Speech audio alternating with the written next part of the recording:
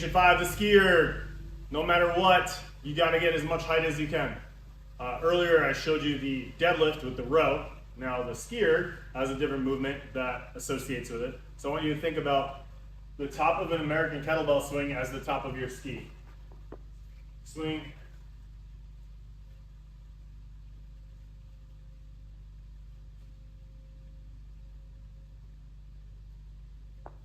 Think about that. After you pull, get up high again.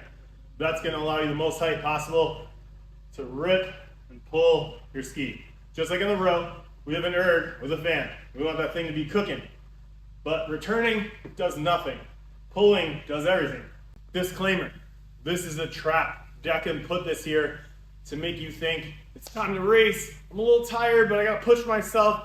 No one has ever won the friggin' DEKA by going too hard on the ski. Watch World Championships and watch a lot of guys kick my ass on the ski. Didn't work out well for any of them. They were all dead when it came time to do the important stuff.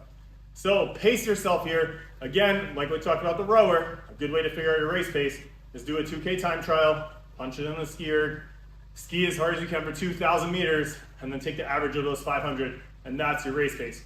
We want to use the monitor here to keep us within our nice calm zone. So we're skiing and I'm like, oh, I gotta race. Nope, just kidding. My race pace is 2:05 per 500 and I'm pulling 2 minutes. Slow down. Let's slow down to 2:05. And that way we spare the energy and that precious glycogen we need for later when we hit the hard stuff, like the assault bike and the tank and the burpees. So be patient. Patience is the key to the skier. Now let's check it out. What do we talk about in the damper? It's the meathead. 10. Unless your name's Ivan, 10 is not for you. When I studied people that were beating me, I saw that they were using a 6. And I used to ski with a 6 all the time, and I started getting better. Not because I was faster, but because I was more efficient at the pace that I was doing anyway. But, I don't know if you watch High Rocks LA or Hunter and Anaz or racing doubles. Hunter is way better than me at everything, but he's using a 4. So should I be using a 6? No, 4 now. If I'm using a 4 at 235 pounds, what damper are you using? Are you better than me? If you are, great. Let's race. We'll see who's standing at the finish line. But if you're not, that's okay. Let's toy with some of those really low dampers and see how little energy we can use to hit our race pace. Because if your race pace is 2:05 and your heart rate is 175, or your race pace is 2:05 and your heart rate's 145, that's a big difference in output to get the same distance. So let's put it in economy mode, shift it down to eco mode on the car, and let's get through this station with as much fuel as we have to move on. There's a lot of similarities between the sit-ups and the skier. Grip strength. Now we're holding an implement. Lats. We're pulling down. Grip, lats, abs. Ugh. We probably just went pretty hard on the sit-ups. Now we want to settle in. If you went hard there, that's great. Now's our chance to reel ourselves back in because we have farmer carries after this. Another grip exercise. We're definitely going to jack our heart rate up because we don't want to be farmer carrying a heavy weight for a long time. We step in, we're here. Some people are here. You're just asking for a bloody nose because you're going to smash your face on the monitor or wrench your neck. Step back. If you're really tall, line your toes up with the back of the little supports. If you're moderately tall, put your pinky toes here. Get a good base. Keep your feet flat on the ground. You can come up on your toes at the top, but we want to have our heels down eventually. We want to save our legs. Now, just like on the rower, we want to get a couple quick pulls, get that fan rolling. So we're going to come up high, a couple quick pulls. Now we're going to settle into our cadence. There's a lot of different things people do. I see people squatting. I see people hinging. I see people doing this weird thing. You want to find what's most efficient for you.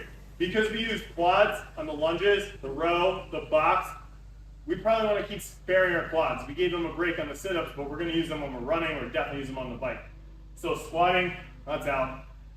What you really want to do is hip hinge. Hips first, then your body follows, and you want to snap like a bamboo stick. So hips, lats, finish. Hips, lats, finish. Hips, flat, finish. Hips, flat, finish. Hips, flat, finish. Practice that cycle. That's going to give you the most power. You got to get high at the top. Hips, lats, finish. And just think about that. As you're opening up, you're firing your hips. So you're using some glutes here to pop your hips forward, just like this kettlebell swing. Arms are up, lungs are open. Take a big breath in. And then breathe out on the way down. Again, mental games. Play mental games with yourself. Think about your breathing. Breathe in, breathe out. Breathe in, breathe out. Hips, lats, finish. Those little cues are going to keep your brain from going to the dark area where like, oh, this hurts, this is hard, are we going to make it? And all these negative things. And it's going to distract it. You want to distract your mind until you get to the finish line. Or at least as far along as you can. Figure out your race pace. And then through training, what you're going to do is you're going to hit that race pace. Look at your strokes per minute, which is in the top right-hand corner. The skier strokes per minute would be a little higher than the rower. Maybe like 35 instead of 28. That's okay. Because of lower damper, you might have a little bit higher strokes per minute, but you need to do whatever you do to get your race pace and get your heart rate as low as possible with that race pace. So get a heart rate monitor, connect it to the monitor, and there's a spot for it right there, so you can watch. You're like, all right, I'm going like a jackrabbit, and you're watching your heart rate hit 165. And you're like, oh, that's expensive, calorically and energy-wise. But if you can hit the same 205 with a long pull, like a 3-4 second recovery, long pull, 3-4 second recovery, and your heart rate's lower, that's more efficient for you. Most people don't think about the stations like that, and that's why you're blowing up on station 3, 4, 5, and then someone's shoveling you off the course, station 6, 7, when you're just throwing up and laying on the ground. So think about each station approaching it. How can I be more efficient? How can I get the work done in a good time using as little energy as possible? And the ski, like I said, to open this, is a trap. We can all ski faster than our race pace. Save that for teams. That's a great time to do that smash and go as hard as you can for teams, because you get a break after. In your individual race, no break. Settle in. This is your break. The skier becomes your rest, because you're not going to walk slow with the farmer carries. You can't rest on the bike. This is your rest. Midway through, halftime. Let's go in the locker room, get some water, get some Gatorade, chill out, relax. That's this. And then you come out of this and you can race again. So that's the skier. Have a blast. Practice lots. If you don't have a skier, check out my other videos on how to simulate the skier, because you're going to need this skill set. And your heart rate's always going to be higher on the skier than it is in running or rowing or anything else, because this is probably the machine you have the least amount of experience on. So pace yourself, take your time, and be smart. See you in zone 6.